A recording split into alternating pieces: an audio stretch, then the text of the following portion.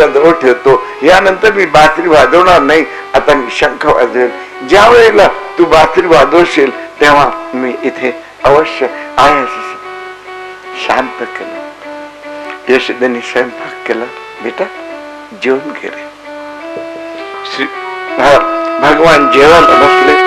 माता यशोदा बालकृष्णाला जेवू घालते.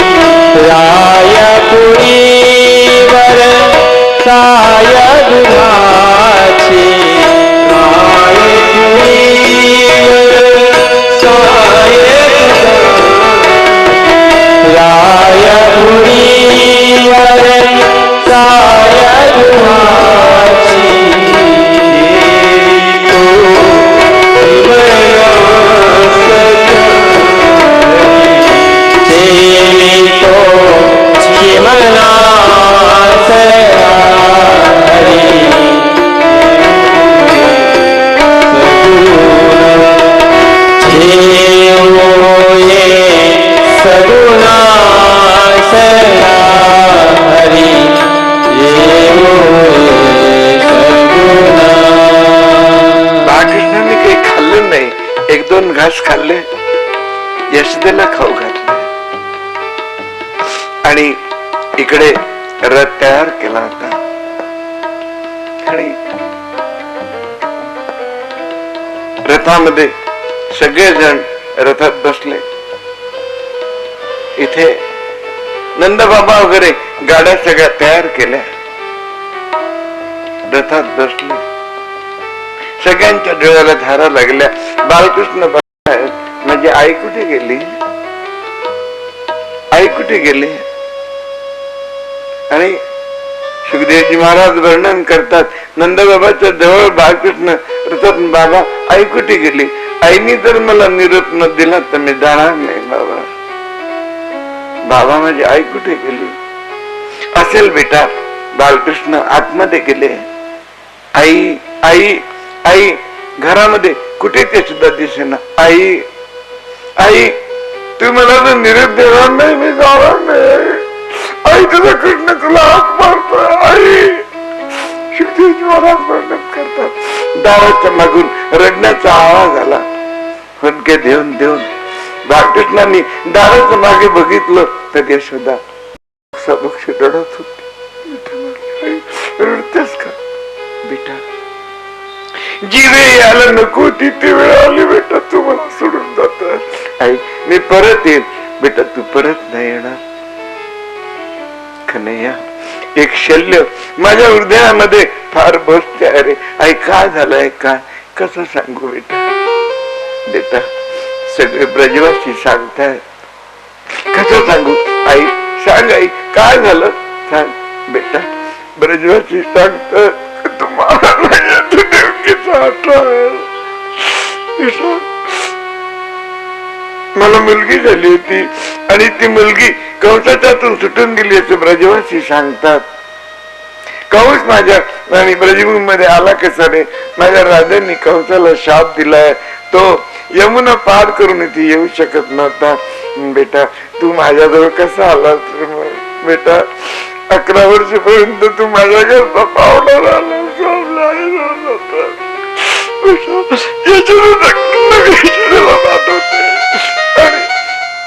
देवकीचा कृष्ण मी देवकीला पाठवते, यशोदेचा कृष्ण कुठे शोधतो?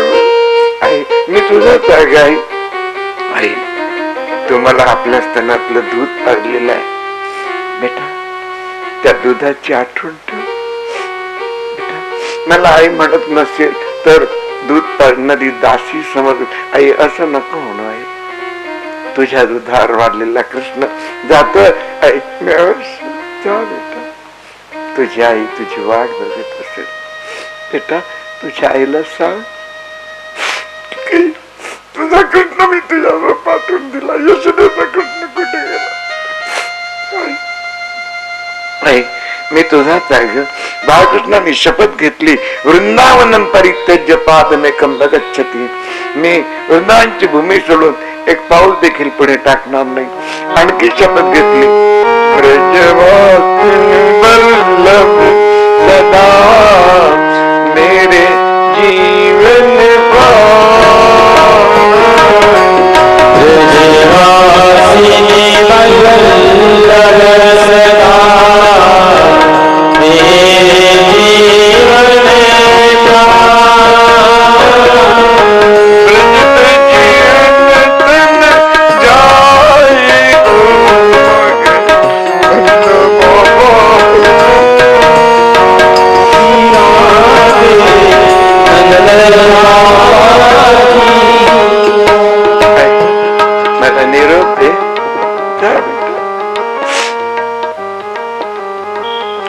आणलं. थांब बेटा, ताबडतोब. आणि यशोदेने आरती आणली, आरती केली. कानाच्या मागे काजळ लावलं. माझ्या कृष्णाला कोणाची दृष्टी लागली? शिरोचं केलं. सुखदेवजी महाराज वर्णन करतात, रथ चालायला लागला. वृद्धावस्था आली होती. 76 वर्षाचं यशोदेचं वय होतं. मागे धावायला लागली. आई थांब, आई थांब. रथ दिसेनासा झाल्याबरोबर यशोदा मूर्छित झाली आणि ब्रजवासी लोक व्याकुळ होऊन